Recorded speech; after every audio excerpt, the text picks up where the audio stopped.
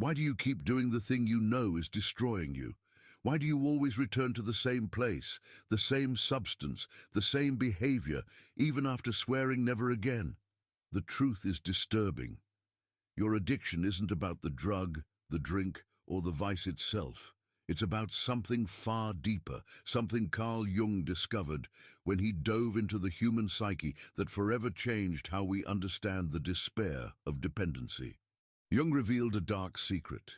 Every addiction is a perverted spiritual search. You're not running from pain, you're looking for God in all the wrong places. And until you understand this, you'll remain trapped in an endless cycle, like a rat on a wheel, repeating patterns your soul begs you to break. Brace yourself. What you're about to discover will shatter everything you thought you knew about addictions, compulsions, and the deepest nature of human suffering. There's an emptiness inside you that has no name. It sits in your chest like a black hole, pulling everything into its gravity. You wake up with it, you go to sleep with it, and in between, you do everything possible to not feel it. This isn't sadness. This isn't depression in the clinical sense.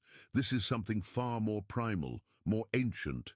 Jung called it the wound of incompleteness, the feeling that something essential is missing from your existence. You fill your days with noise, scrolling through feeds, binge-watching shows, working yourself to exhaustion, staying busy, always busy. Because the moment you stop, the moment silence creeps in, there it is again. That gnawing sensation that whispers, something is wrong. Something has always been wrong, and you have no idea what it is or how to fix it. This is where addiction plants its first seed, not in the substance itself, not in the behavior, but in this unnamed hunger. Jung understood that humans are meaning-seeking creatures. We need purpose, like we need oxygen. When that purpose is absent, when life feels flat and mechanical, when you're just going through the motions without knowing why, the psyche begins to starve. And a starving psyche will grab onto anything that promises relief, even if just for a moment.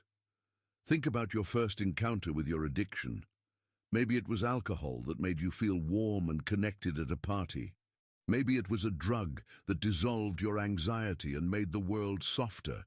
Maybe it was a behavior, shopping, gambling, endless work that gave you a hit of control or achievement. In that moment, the void was filled.